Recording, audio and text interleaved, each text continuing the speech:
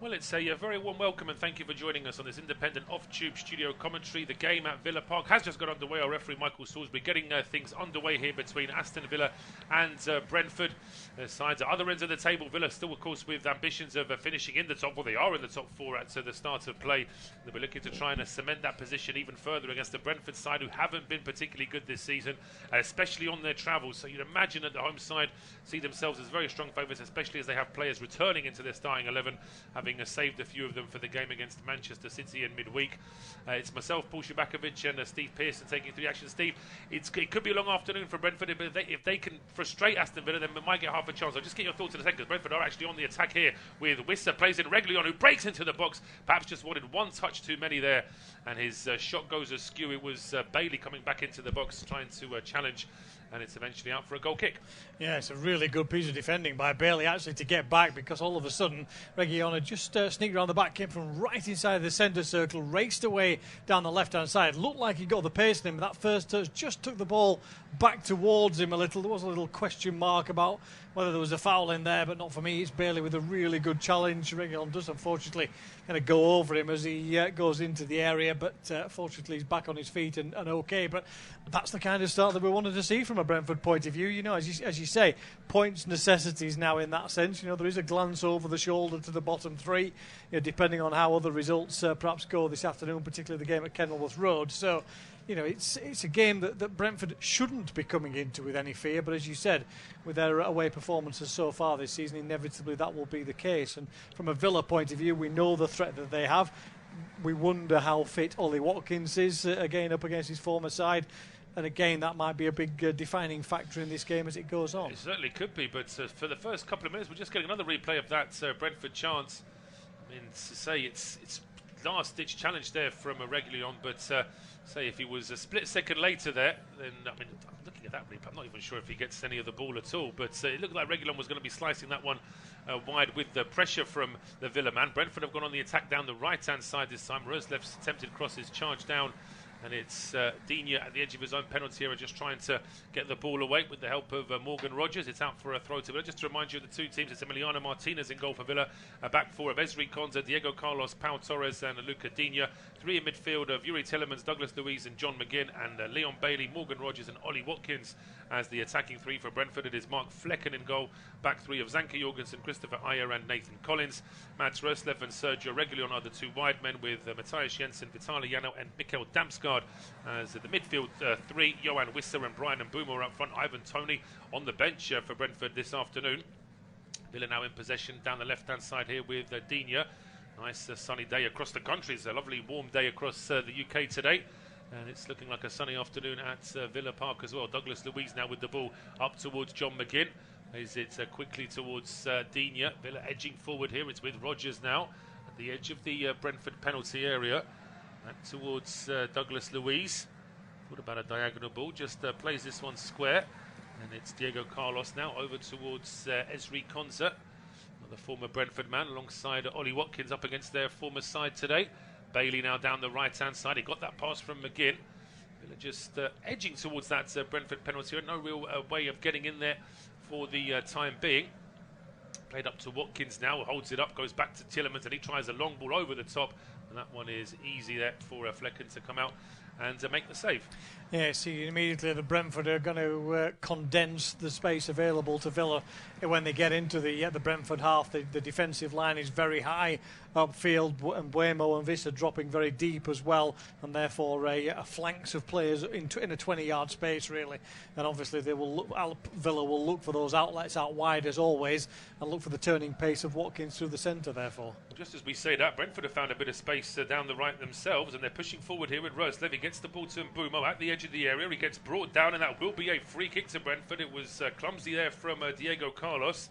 He's actually asking, is it me, ref? And I think Michael Salisbury will tell him straight away That's, I mean, there's not much in there, but at the same time, there's a foot in. It doesn't get the ball, so it seems like the right decision to me. Yeah, it catches the top of the foot again. It's one of those where he's stretching across Diego Carlos. There's no intent in it at all to catch the player. He's stretching out for the ball, doesn't quite get there, stands on top of the foot, and immediately, of course, Mbuemo will feel the contact and make sure that he hits the deck, because he was going away from goal. He was going into a bit of a cul-de-sac, and it gives him a good opportunity here for a free kick, literally just outside the box, but to the right-hand side, so it's not too close in as it frequently can be if it's central. Absolutely, yes, but with it being on the right-hand side, it's definitely going to favour the left footer, so no surprise that Mbuemo standing over this. Jensen is there as well, but I can't imagine he'll be having a go from here. This is one of 5 games, by the way, being played right now in the Premier League.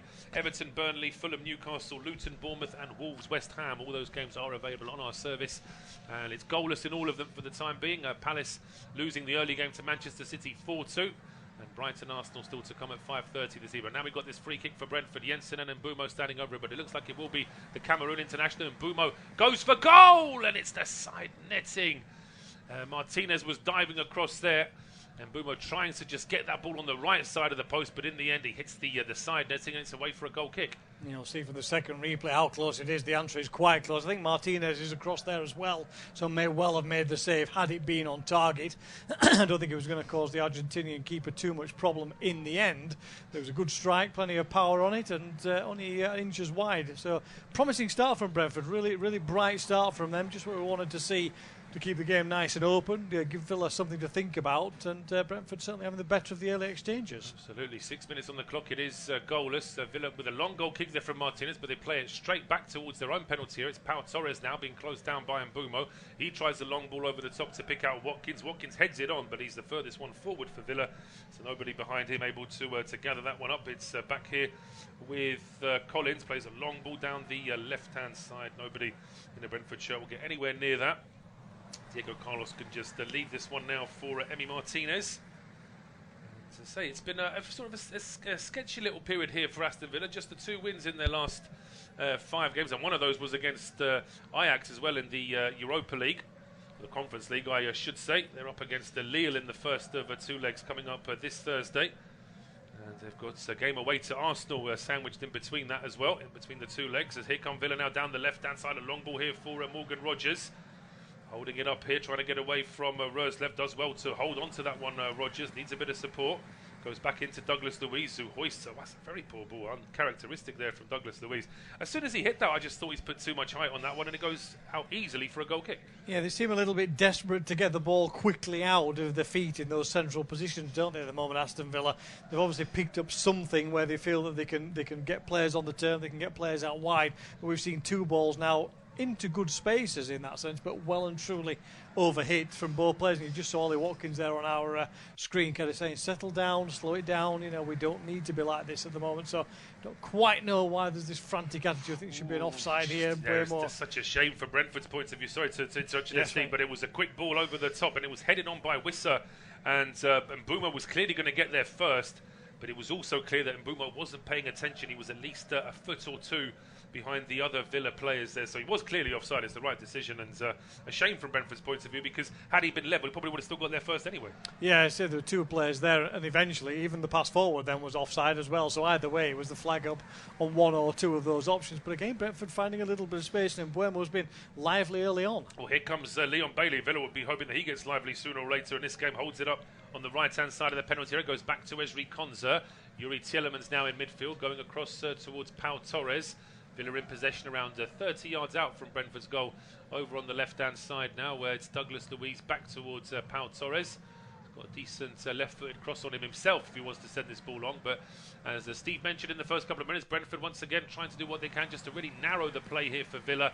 There's not much scope for getting a ball into the box, with Brentford playing quite a high offside line. It's played back towards the halfway line here for Villa. Esri Konza out towards Bailey. Back in towards Tielemans now. No options at all here really for Villa to go forward, just having to go square for the time being. And joining it now is Pau Torres down the left-hand side. There was an overlap there from Digne. He ignored that, but then he finds Morgan Rogers. Rogers then finding Digne, but again, he's giving him a pass on the overlap, and the ball was pretty much out of play before Digne could even respond to it. Yeah, it's interesting, as you say, the way that Brentford are lining up is that at times you look at that kind of situation, defensive line in a normal kind of position on the edge of their own penalty area, but Mbeumo and Visser, as you said, 15, 20 yards in front of them, that's all that there is. Three sitting in really solidly in that central position for Brentford, and they seem to be perfectly happy that Roerslev and Reguilón can pick up whatever's out wide. You know, they seem to be happy that those balls will go out wide a little bit deeper, and that means players are running at them with cover potentially coming to support from those central positions. So, you know, Brentford look very comfortable in their own skin, at least in these first 10 minutes. They do. I think part of that is down to the fact that perhaps Villa have looked a little bit disjointed as well in the first 10 minutes. It'll be interesting how Brentford respond once, or if Villa starts to get a little bit more fluidity in their midfield play. Brentford also need to watch these offsides because they haven't had that much attacking possession, and that's twice they've been caught offside already in positions where they could have actually avoided it. Yeah, exactly. Players just being more aware of what's happening around them in that sense, and picking up where the runners are, picking up how deep the last defender is. So, but I think as well from Mbeumo and Visser's point of view is that because of what's the responsibilities behind them as well, they're conscious of that when they're coming forward, so maybe not quite as gung-ho from an attacking point of view, and therefore the focus is trying to pick up everything that's around them, looking to where the options are in behind them, because again predominantly it's the wide wing-back players who are the ones who are getting forward. We saw it with Reguilón, who had the chance early on. We've seen it with Roerslev a couple of times down that right-hand side now, trying to get forward as far as possible. And it's just meaning that for Mbeumo and Visser, they're not quite in sync from an attacking point of view yet. No, they're not. And one player I'm going to be keeping an eye on this afternoon as well is Mikkel Damsgaard. He doesn't get many starts for Brentford, and he's someone I thought was really going to do a job for the Bees. But we'll come back to that in a second, maybe, because now it's Villa on the attack. Bailey's ball into the box. It was just a little bit away from where it needed to be, but it still forced a challenge there from Collins. He clears it out towards the edge of the penalty area. It's back now with Bailey on the right-hand side. A challenge there from Damsgaard, but it's a bit of an unlucky deflection there off Mikkel Damsgaard. In the end, it goes all the way out for a corner kick. Will be an opportunity to get the ball in. No goals in the Premier League so far in the 3 o'clock kickoffs, just a one goal in the Championship so far as well after 10-11 minutes of play, and it's come at it's Coventry City leading against Leeds United, of course, which will be music to the ears of Ipswich and Leicester fans. Just a couple of goals across the other two divisions as well, but here comes that corner kick for Villa. It's far too close to Flekken, who then, as he makes the save, crashes into a Villa player there. I'm going to give the Villa player the benefit of the doubt that he's done nothing wrong. It's just him stood where he was, and then it's Flekken running into him. We'll just see from this replay here. Steve made the save. I mean, he's trying to go for the ball there, Diego Carlos, and then I think he's sort of still in the finishing off his jump for the ball, realising the keeper's going to get it. I mean, I suppose if you were to be very harsh, you could say that he doesn't have to turn his shoulder into the keeper in the way he does it, but I think some sort of collision was going to happen there anyway. Yeah, and I think the collision is more with the ball than the player actually as well. Looking at Flekken, I could be wrong, but looking at that replay, it looked like it was a little bit of an overreaction from Flekken as well. He was caught a little bit, but yeah, fair enough with the foul. And as you say, Villa man could have stopped probably and turned away, but he did sort of turn his back away from the goalkeeper as well, so there's no particular nastiness in it. It's just coming together in the penalty area. Referee has given a free kick, I think, just because the player didn't stop before he caught the goalkeeper, but I think everybody's happy.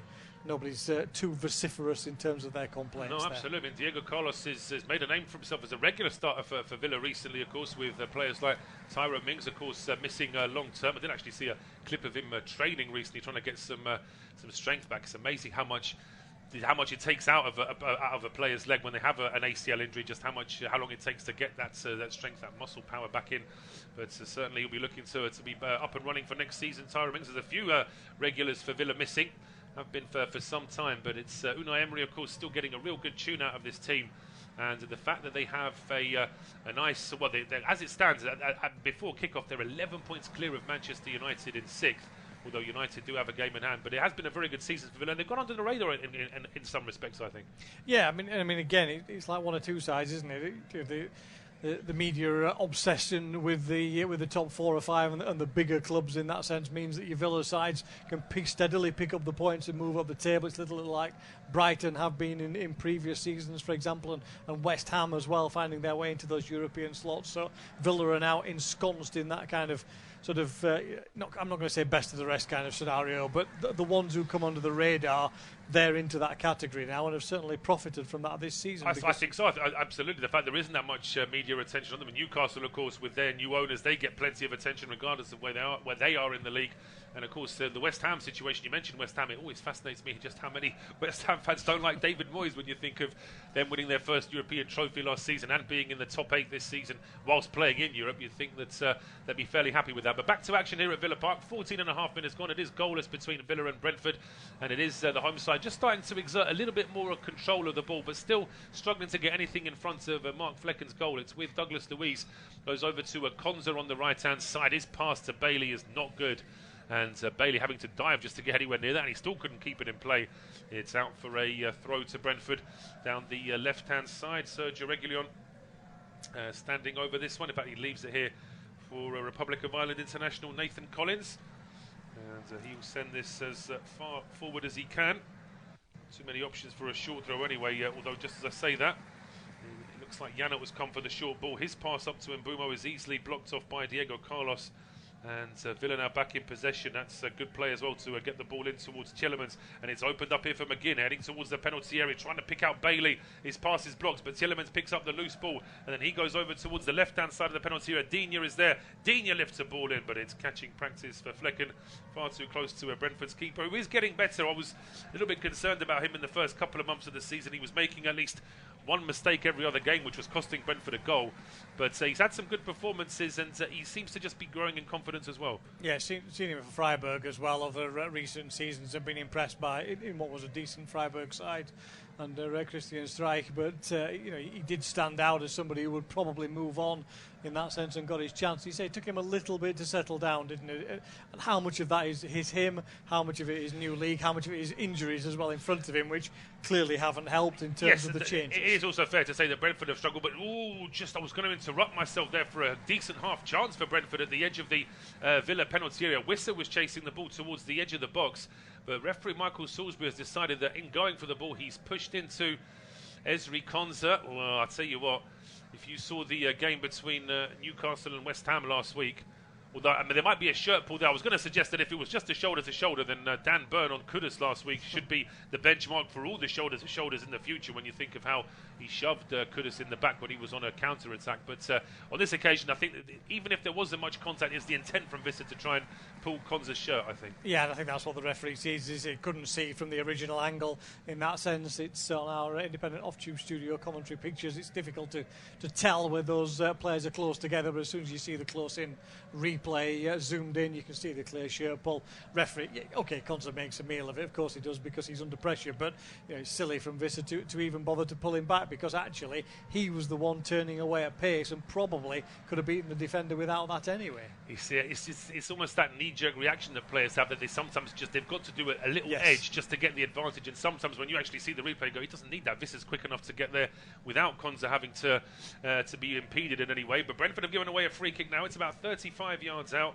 It's probably just a little bit too far away for consideration for a shoulder. Douglas Luiz stood over. I think he's more likely to try and get across in it. It's enough of an angle, I think, being more on the left rather than being central, that the Brazilian can still think about getting across. As it stands, Yuri Tielemans has deliberately stood in a blatantly offside position. I think he's just there to try and distract Mark Flekken a little bit.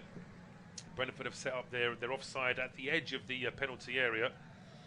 But it is left-footed McGinn and right-footed Douglas Luiz standing over it, and it is in fact the right foot of Douglas Luiz, and the ball was aimed at, I'm not really sure what it was aimed at. It seemed to me like there was a Villa player that didn't move for it, because Flekken just caught that without any problem at all. He then clears it long, and it's headed up in the air here by John McGinn. Douglas Luiz having to track the ball back all the way to Martinez, and in fairness to Martinez, it was a bouncing ball that he dealt with very well, cleared it towards the halfway line, and Villa are back in possession. Yeah, and it's another one of those overhit passes, isn't it? This one from a set piece, in that sense, from Villa. It's been the story of the first, nearly 20 minutes of the game for Aston Villa at the moment, that when they have had opportunities to get the ball into the area, they've not been able to find the right pass. They're making some decent runs. There is space behind that Brentford defence and in some of the channels to exploit. You can see it, but at the moment, Villa just cannot find the right pass at all around those penalty area opportunities. No, they can't. That was good work, though from Mikkel Damsgaard. He won the ball back for Brentford just at the edge of his own penalty area. Then he played it up to Wissa, who was a little bit isolated. Brentford lose the ball, and Villa come back on the attack down the left here with Luca Digne. Now to Morgan Rogers.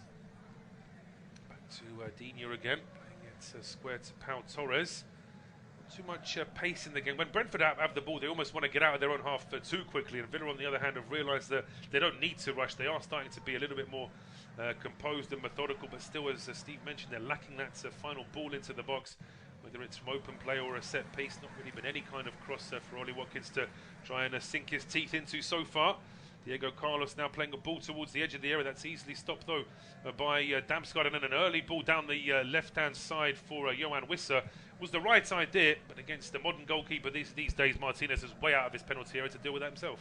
Yeah, and it's too easy, isn't it? Because Brentford are a little bit too deep, and therefore the pass has got to be hit into that space, and Martinez knows that. He's the kind of goalkeeper that will be out of his area anyway, as you say, but he's got the opportunity to move 30, 40 yards out of his goal if he wants to, because he knows that there's no immediate danger at all to his goal, so it's comfortable for him to sweep up behind his defensive line, which that defensive line is well into the Brentford half anyway. If you look at even when they've got possession of the ball, the Villa players are on the centre circle inside the Brentford half, so you can see where it's condensed into. And from Martinez's point of view, that's easy. Chip the ball over the top. I'll just tidy it up every day.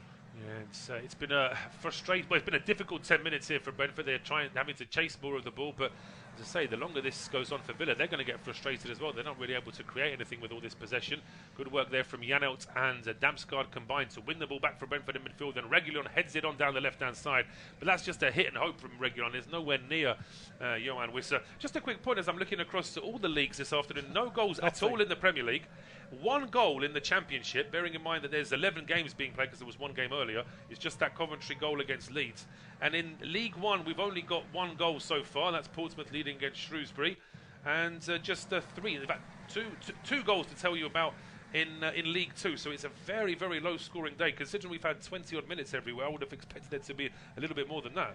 Yeah, absolutely. It was Easter last weekend, wasn't it? There's all eggs across the screen at the moment. Zeros right on the board. Yeah, absolutely. Having had 6 goals, maybe Palace and Manchester City have sucked all the goals out of the Premier League. Yeah, I mean, it may be that. I mean, I sometimes worry when you have those two Football League rounds of fixtures on Good Friday and on Easter Monday. I sometimes worry that those games could sometimes become a little bit tired, a little bit exhausting for the players after so little recovery time. But as I say, it's a very low-scoring day so far.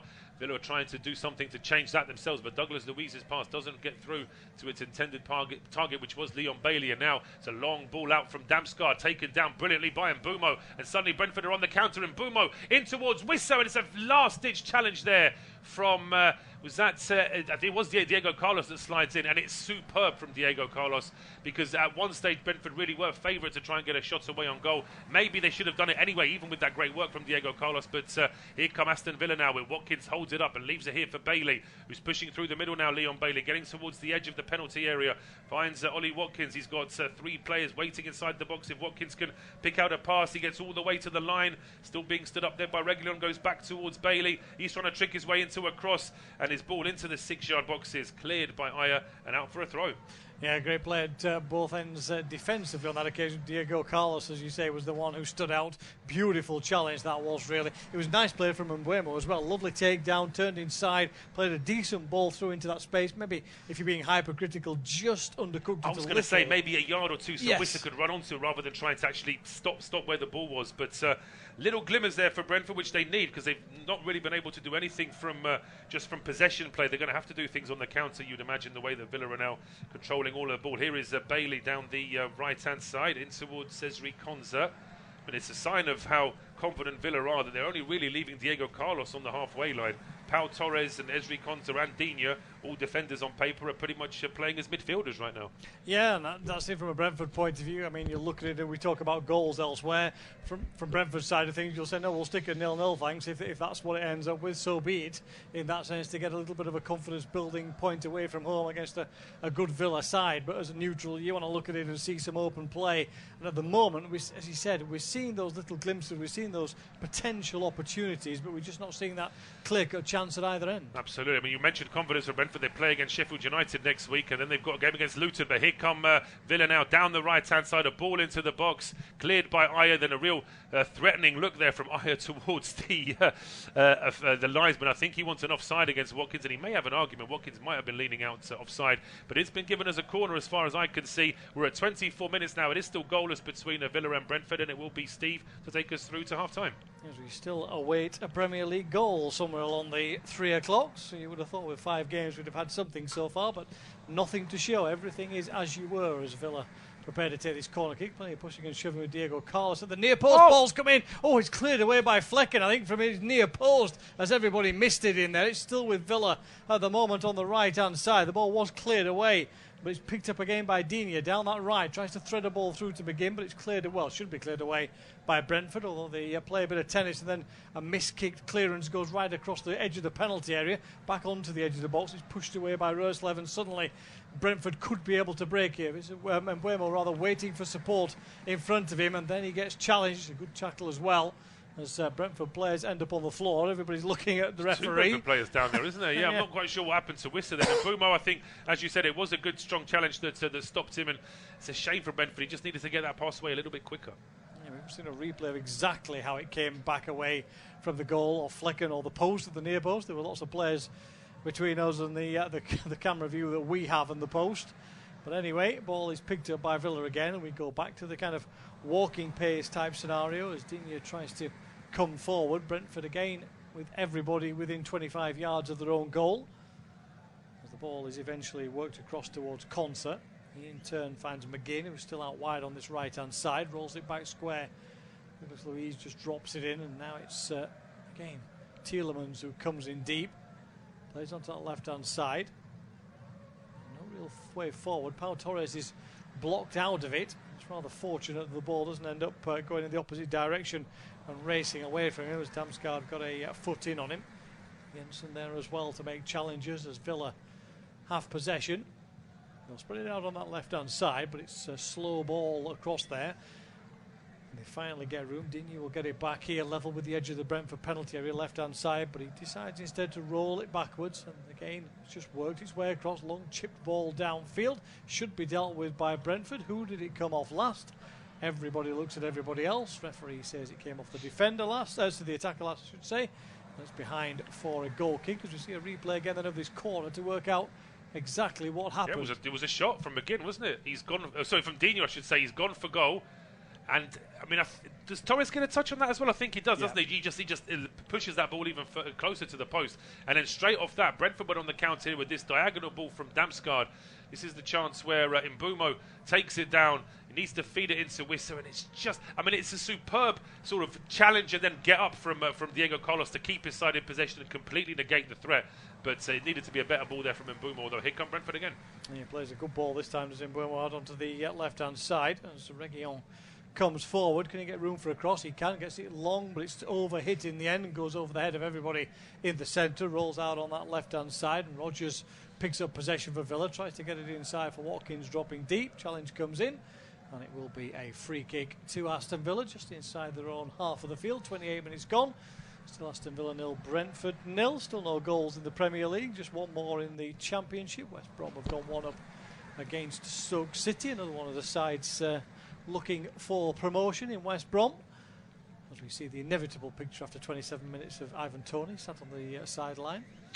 Yeah, it's an interesting one that he's not starting today, but then I've felt that in a few of the games since he's come back, he's been a little bit too selfish in terms of wanting to go forward, as here comes Watkins now at the edge of the area, brought down. I can't believe it. He swears to the referee that he won the ball. The referee's not interested in that. He's going to give a free kick to Villa and maybe even a yellow card if we'll see from this replay, Steve. I mean, he's gone for the ball, but does he actually get the ball to the Norwegian international? I'm not sure. It's not very clear from that angle at all, is it? You see the slide in, but as he makes contact, his knees are kind of blocking our view of where the ball exactly is. The fact that the ball ends up out to the left-hand side does suggest he's got some contact on it, but how much and where, we can't really tell from there. So we have to go with what the referee saw from straight behind as he was running upfield behind it. But it's a good position for Aston Villa. The free kick will be put down just outside, being level with the right-hand post of Mark Flekken. The wall will be around about on the penalty spot, so that gives you an idea of how far out we are talking here for Aston Villa, just outside the box. They've not had an effort yet on goal, have they, Aston Villa? We just saw that stat there. Brentford have had a couple of efforts. One of them was on target, but this, from this position, you can't even give any credit to it being a pass. It's going to have to be a shot here as well, because it's that close to goal. And Yuri Tielemans, who's not involved in the free kick, has used this moment to run to the halfway line, have a quick drink, but also have a quick word with Unai Emery, who's getting all kinds of information out to him there. Yeah, Leeds are losing at Coventry. Ipswich lost at lunchtime at Norwich. Leicester have gone 1-0 up against Birmingham in the Championship. That was probably the safest of the three of results. The three, yeah. You would kind of think so, at least on the paper, as the half-hour mark ticks up for us in our game. And Aston Villa have this free kick then just outside the area, left-hand side. It will be tapped short. Eventually the shot comes in from Didier, but it was too many touches. And a Brentford defender came flying out of the wall and made the block and cleared away.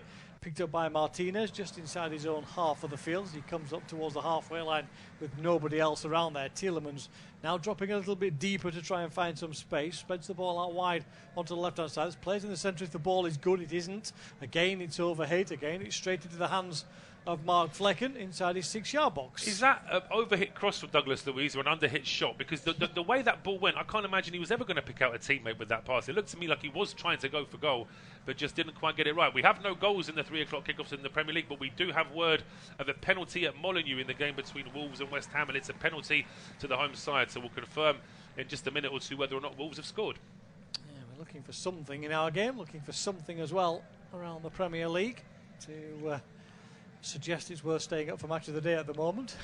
Which at the moment it isn't, as 0-0 across the board. Well, if you saw the earlier game, then no. So far, no. The earlier game, it is worth seeing the highlights of that. But if you saw the earlier game, then so far there's nothing happening in the 3 o'clock games. But as I say, that just means that hopefully things will really sort of develop in all the games towards the end of this first half and into the second. As Brentford enjoyed halfway line possession for just a few seconds, it's difficult at the moment for the visitors to hold on to the ball at all, really. Yeah, but at the moment, you'll take a 0-0 in that sense if you look at the league table, if nothing else, for Brentford point of view. But they have had glimmers of opportunities and have defended pretty stoutly as well. So it's been a promising performance from Thomas Frank's side, and a rather frustrating one for Unai Emery, as you kind of feel. The Villa Park faithful won't quite be on the back of the players yet, but his frustration can build a little. Very few opportunities. They have, technically speaking, had 2 strikes on goal now, but neither of them really created in that sense, and one overhit cross come shot as the ball is worked across on the edge of the penalty area for Rodgers. He'll have to go backwards though towards Torres, and it comes back out for Digne, and that little triangle down that left-hand side has been well used but hasn't really created anything so far in that sense, which is disappointing from a attacking point of view for Villa.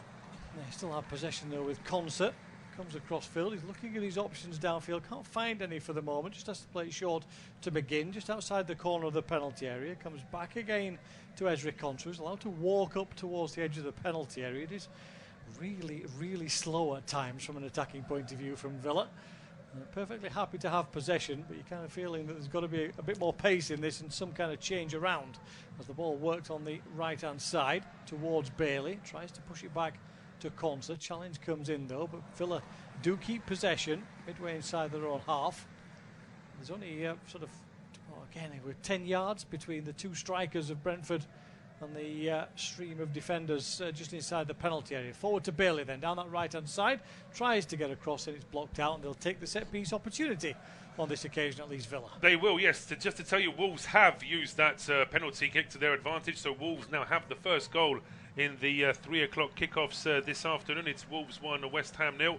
And here at Villa Park, it's a corner kick to the home side. A bit of pushing and shoving inside the box here. It looks like it's Ezri Konsa and Zanke Jorgensen trying to get their versions over towards the referee, but we're finally going to get this set piece now. Yeah, referee Michael Salisbury goes in, points out he's looking at it. We shall see what happens. The referee now seems happy for the ball to come in. Those two are still strictly come dancing inside the penalty area, but for the minute at least, referee pauses for a second. We don't know what else is happening because the camera is just focusing on those two. That's the only thing that's happening in front of the goal as they both end up in the back of the net. Ball is headed away. Referee says the push on this occasion by Diego Carlos, and therefore that will be a free kick to Brentford. Michael Salisbury could have tossed a coin there, deciding who was fouling who there. We'll have a look at this replay again.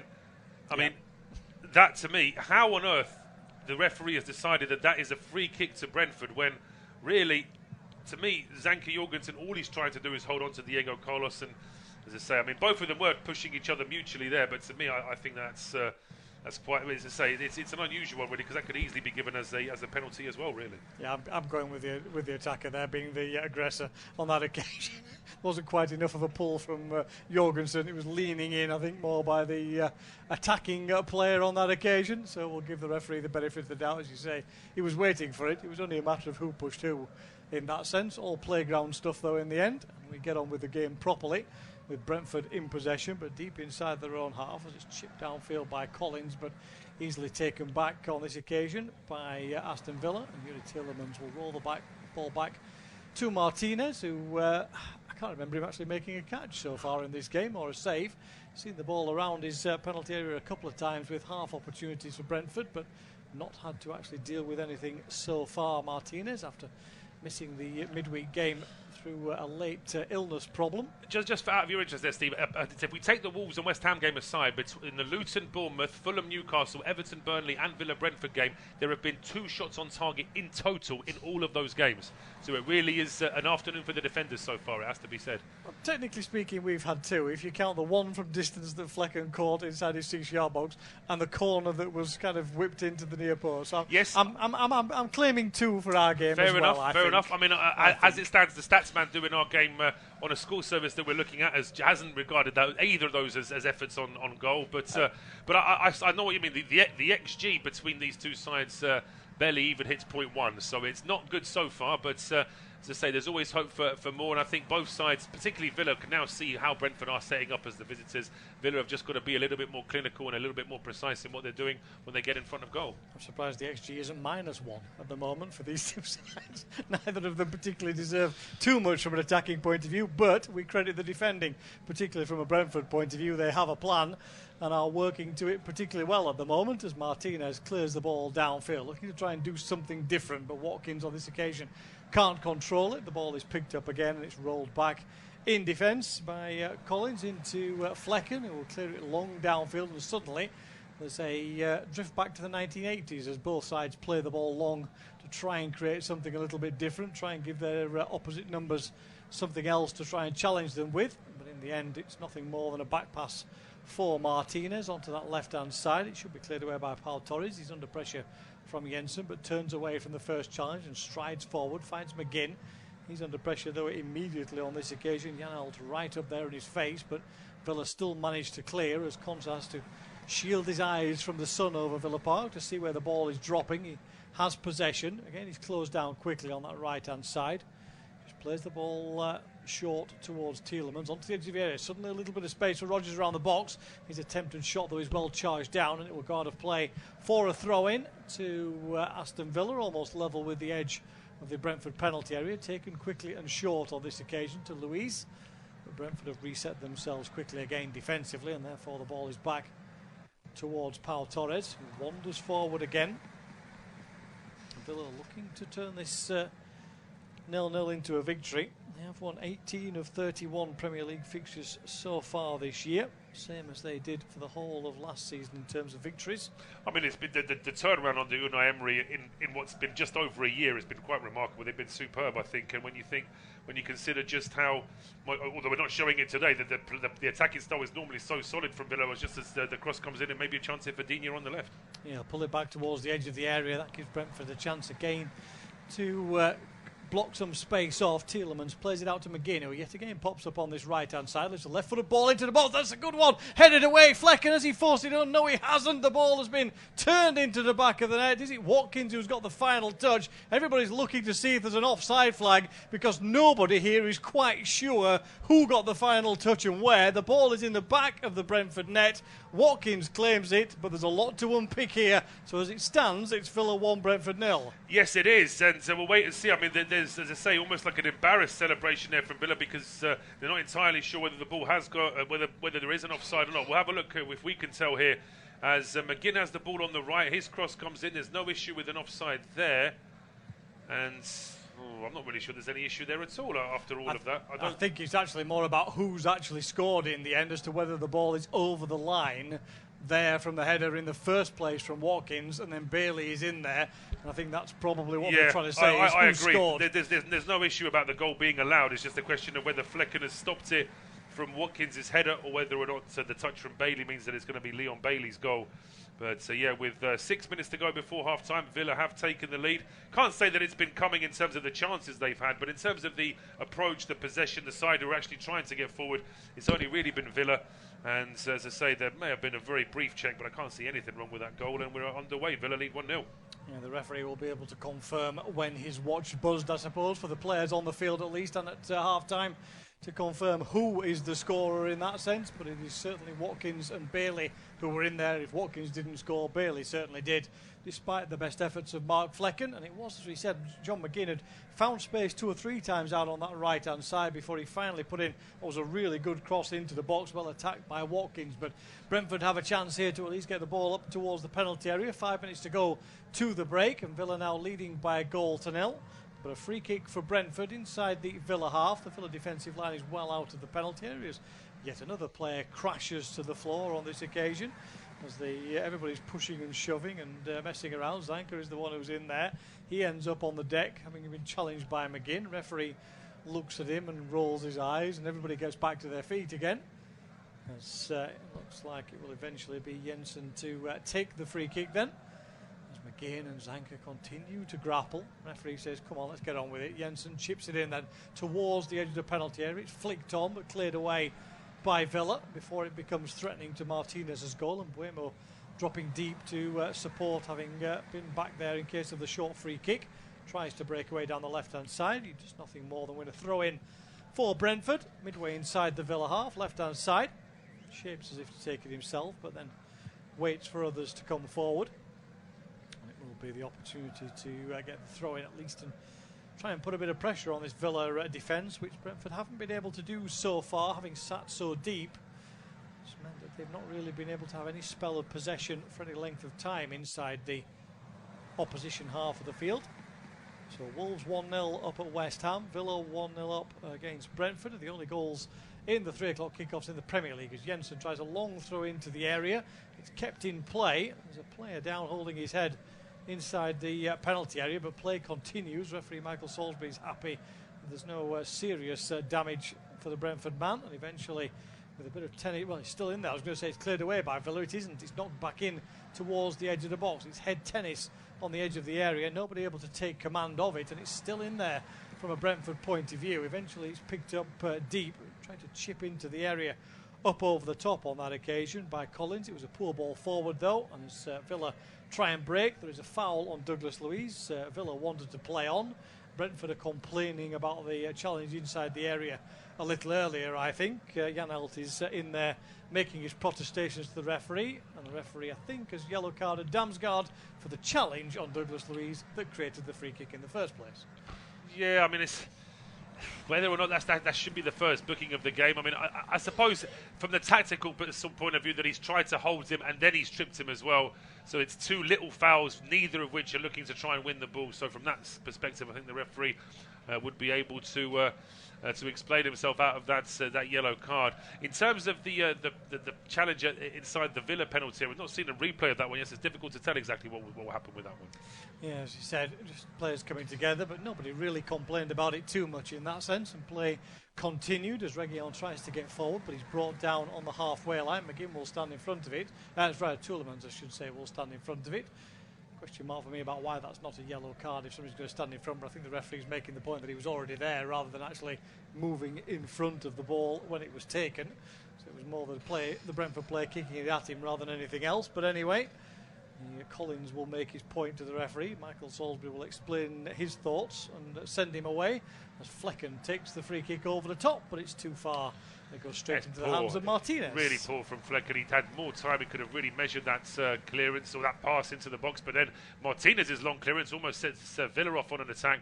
Brentford deal with the first ball just about, but Villa still have a chance here down the left.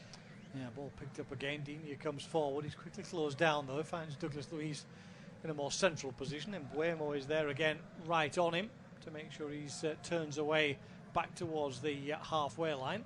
With just over a minute to go, plus whatever the referee adds on, which shouldn't be too much in this first half. It's been fairly free-flowing in terms of ball in play, if not necessarily in terms of opportunities and the style of play so far. But Oli Watkins' goal separates the two sides. We'll get the confirmation now on whether it was in.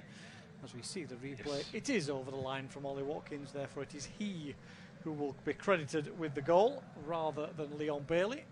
Though Bailey forced the ball home as Flekken hooked it back out.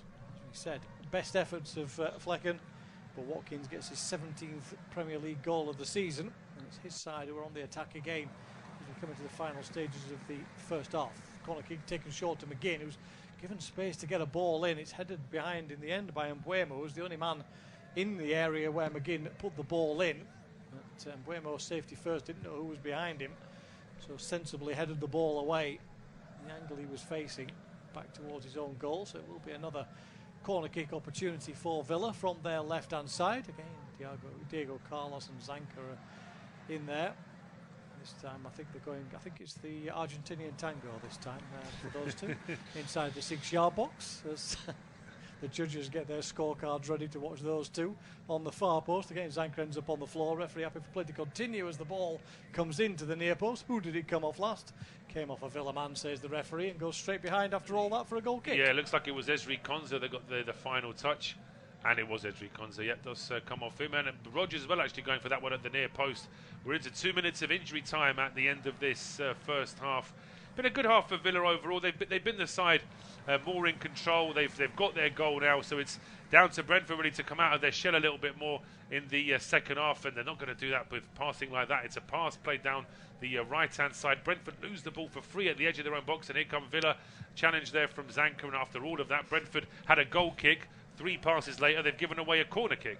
Yeah, and 2 minutes of stoppage time to be played. We're already a minute into this, so that could be the last opportunity of the first half, and it will go to the home side again from their left-hand side as they look for opportunities inside the box that have been limited so far in this first half, except predominantly from set pieces. A plastic bag blows across in front of Douglas Luiz. So he picks it up and throws it into the corner before going back to take a corner kick from the right-hand side. Again, it's short to McGinn. Back to Douglas Luiz again. Lifts the ball towards the far post. Again, Zanka and Diego Carlos on the floor. Attempted shot from Bailey is so bad that it's going to stay in field, I should say, for Oli Watkins, who tries to hook it back across. Ball is blocked behind for a corner as Birmingham City equalise at Leicester. Leicester 1, Birmingham 1. Another game involving one of the West Midlands sides. Yeah, it's getting very interesting in the Championship. A fascinating end to the season there. Still just the 2 goals in the Premier League so far in the 3 o'clock kickoffs. And once again, problems here on the line for Zanka, Jorgensen and Diego Carlos. Yeah, I think the referee's just getting fed up with this now with these two, because it's just getting a little bit over silly. Referee Michael Salisbury bringing it across. There are smiles and handshakes and everything else between the two players. Nothing, no animosity between the two of them. It's just two of them battling for the supremacy. It's a little bit of the old 2 stags in the penalty area. As the ball comes in again, it comes into Flekken. As again, I think Diego Carlos nearly ends up on the floor this time as Flekken bowls one out, and suddenly Brentford do have an opportunity perhaps to break on this occasion. There is a foul or a free kick or half-time. No, it's half-time. Referee has brought the half to an end. Brentford will complain that they were trying to break down the right-hand side. Referee will say you were still on the halfway line with defenders back. But anyway, it is the half-time break, and at half-time it is Aston Villa who lead by a 1-0.